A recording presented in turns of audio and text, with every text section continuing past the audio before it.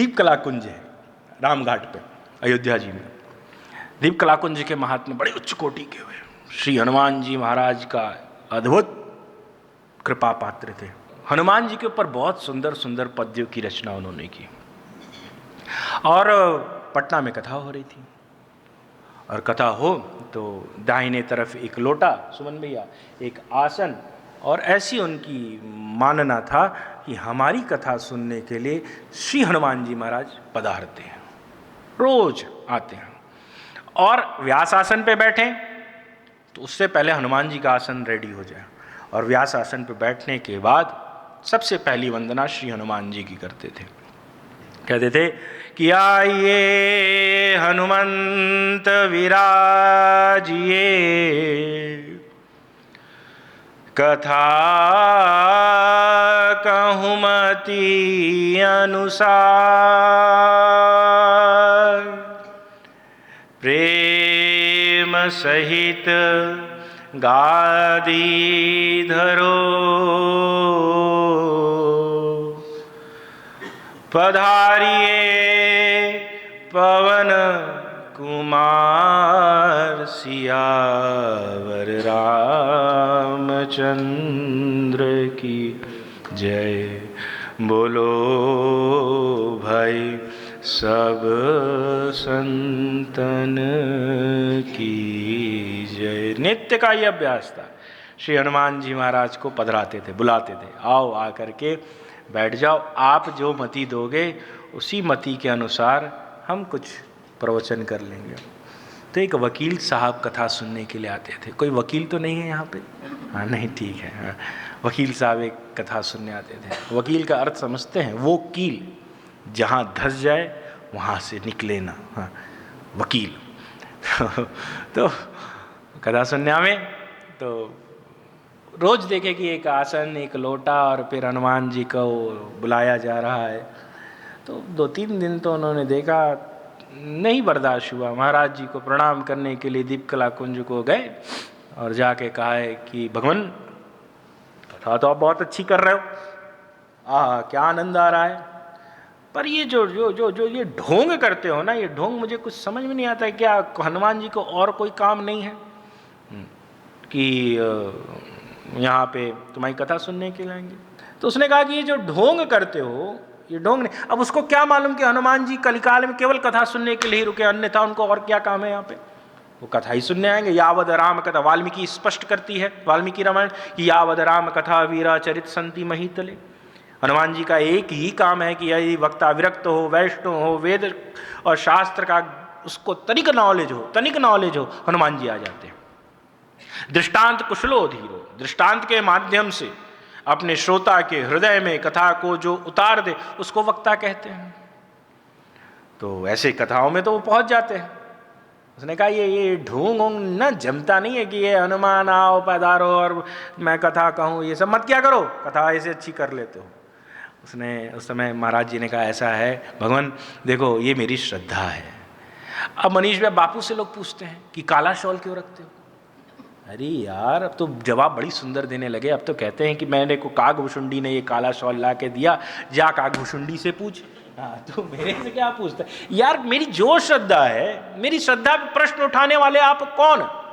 आपको किसने अनुमति दी है? पर सनातन में इस समय जो आजकल के इंटेलेक्चुअल हो गए, तो वो सब लोग ऐसे ऐसे प्रश्न करते हैं कि आप खबर नहीं। दादाजी से मैंने पहले भी सुनाया है, पता नहीं मनीष भैया सुने हैं कि और पीछे वाली लॉबी सुनी है कि नहीं।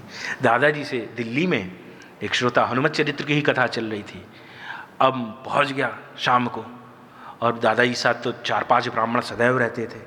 तो दादाजी से पूछा, महाराज जी कल आप लंका दहन की कथा सुना रहे थे, तो आप हमको ये बताइए कि हनुमान जी के पूंछ में जिस राक्षस ने आग लगाई थी, उस राक्षस का क्या नाम था? अभी कोई प्रश्न हुआ भगवान? अब कैसे भी वक्ता को, विद्वान को डाउन कर दो, ऐसा कहीं वर्णन ही नहीं है।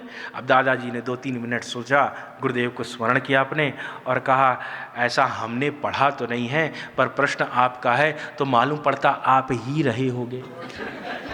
जो कहा आप ही रहोगे, प्रश्न जो पूछा तो एकदम ठंडा होके महाराज चला गया। तो भाई प्रश्न हो तो प्रश्न मौलिक हो तो आनंद आता है कि उसका उत्तर दिया जाए, उसके ऊपर कुछ संवाद किया जाए। अब वो कह रहा है कि यार हनुमान जी आते नहीं। दीपकला कुंज महात्मा ने कहा देखो वकील साहब, हनुमान जी तो आते हैं। तो कहा कि कल मैं आकर के शासन को उठाऊंगा, मुझे लगता है कि हनुमान जी नहीं आते। तो उस समय कहा हाँ हाँ, यदि आसन उठा लिए वकील साहब ना तो मैं जीवन पर्यंत कथा कहना बंद कर दूंगा और जो तुम कहोगे वो मैं करूंगा। तो कहा ठीक। महाराज जी ने कहा मेरी शर्त है, यदि आसन नहीं उठा पाए तो फिर तुम संन्यास धारण करोगे। उसने कहा ठीक है, पर मेरी भी एक शर्त है, सब तुम्हारी नहीं मान्य होगी। कहा क्या है? तो कहा कि मैं कहता हूँ कि ये आसन जो है मेरे साथ मेरे घर जाएगा रात्रि में। कहीं रात भर में कुंदुम सिद्धि कर दिया और मैं नहीं उठा पाया तो बिना मतलब कमंडल और माला दे दोगे और कहोगे हरि बोल करो, तो वो ऐसे नहीं होगा, मैं लेके जाऊँगा। कहा ले जाओ, आसन में क्या है, ले जाओ। आसन दे दिया और महाराज जी लेके गए, वकील साहब लेके चले गए। अगला दिन हुआ, कथा का समय हुआ। महाराज श्री ने कहा कि वकील साहब को कहो कि आसन ले आकर के पधरा दें। आसन ले आए हैं, वकील साहब ने रखा है। शिष्यों से कहा है कि लोटा रख दो, लोटा रख दिया गया। महाराज जी ने व्यासपीठ को प्रणाम किया। व्यासपीठ को हम जैसे भी प्रणाम करते हैं, जो वक्ता है उसको चाहिए कि व्यासपीठ को प्रणाम करे, क्योंकि व्यासपीठ पे बैठते ही वक्ता विष्णु का स्वरूप हो जाता है। व्यासाय विष्णु रूपाय। इसीलिए मैं निवेदन करता हूँ, कई बार बोलता हूँ, आज के वक्ताओं को भी मैं बोलता हूँ कि जे गावई यह चरित संभाले। ठाकुर जी ने आपको इस योग्य बनाया कि आप व्यासपीठ पे बैठे हो और आप प्रवचन कर रहे हो, तो प्रवचन ऐसा हो कि जो श्रावक आपकी कथा सुन रहा है उसके जीवन में परिवर्तन आवे, उसका उत्तर वृद्धि हो। ऐसा नहीं कि आप उस श्रोता को भ्रमित कर दो और फिर वो इधर उधर भटकने लगे। अनर्गल टॉक तो होनी ही नहीं चाहिए। विषय इतने हैं महाराज कि आप विषय को सुनाते सुनाते आपका जीवन चला जाएगा और सुनने वाले का जीवन चला जाएगा। पर इधर उधर की लोग आजकल बात करने लगे, ऐसी ऐसी बात करने लगे। मैं क्षमा चाहूँगा, पर क्या करूँ, परंपरा से इसलिए कष्ट होता है, बाकी ऐसी नहीं होना चाहिए। आपको विष्णु का स्वरूप बना करके आयोजक ने, यजमान ने पूजन की है, तो आप विष्णु के स्वरूप में होकर के बात करो ना यार। क्यों कालने भी बन रहे हो? आजकल कालने भी बहुत हो गए महाराज, त्रेता में तो एक ही था। तो साहब उस समय वकील साहब ने आसन पधराया और महाराज श्री ने फिर आइए हनुमंत विराजिए, कथा कहो मति अनुसार, अरे प्रेम सहित गादी धरो पधारिए पवन कुमार। और जो स्मरण किया है, और फिर वकील साहब से कहा वकील साहब आओ और आ करके इस आसन को उठा दो। और वकील साहब बहुत गदगद होकर के चले हैं, अहंकार से ओतप्रोत होकर के चले हैं, और ज्यों आसन को स्पर्श ही किया है और स्पर्श करते ही मूर्छित होकर के गिर पड़े। और जब मूर्छित होकर के गिरे हैं तब शिष्यों को इशारा किया है तनिक जल छिड़क दो, और जब जल छिड़का है तब संत को करुणा आ गई है और संत ने कहा है, दीपकला कुंज महात्मा ने कहा है कि जाओ वकील साहब, आज के बाद किसी की निष्ठा पे प्रश्न मत उठाना। और जिस समय वकील साहब ने गुरुदेव के मुख से सुना है जाओ, उस समय गुरुदेव के सामने वकील साहब ने हाथ जोड़ा और कहा महाराज अब किधर जाएं, अब किधर जाएं, किस घर जाएं? घर की सब लोग कहें, पर कौन है वस्तु यहाँ घर की। एकदम सत्य बात है।